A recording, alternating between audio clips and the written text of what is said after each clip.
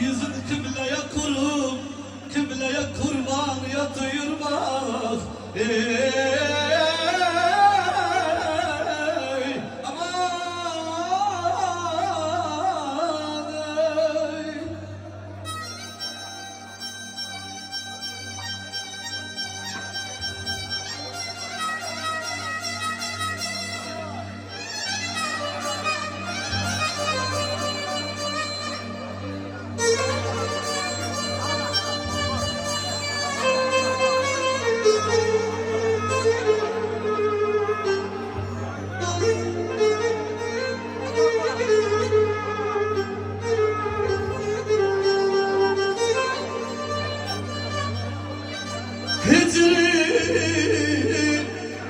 Hicri bir gün olur söyledikiler bir şairi samhumar ne zaman yatıyor babam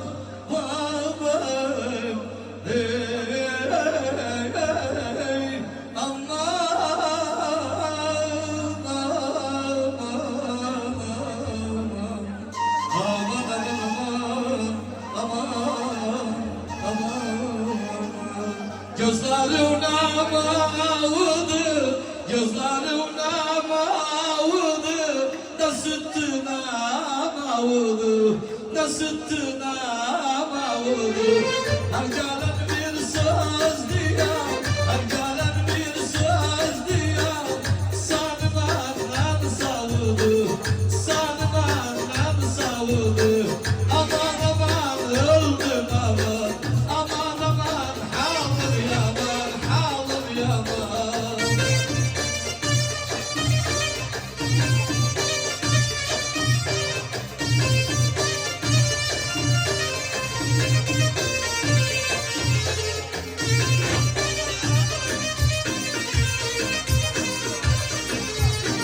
Bir taş attım atmalı, bir taş attım atmalı, bir kuş vurdum kalkmalı, bir kuş vurdum kalkmalı.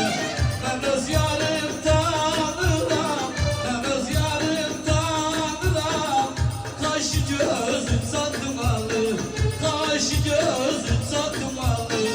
Aman aman halim yaman, aman aman öldüm aman, aman aman halim yaman. Son baştan kalın, ağam olasın ama. Ağam olasın, Ömer Paşam olasın, Ömer bacım olasın.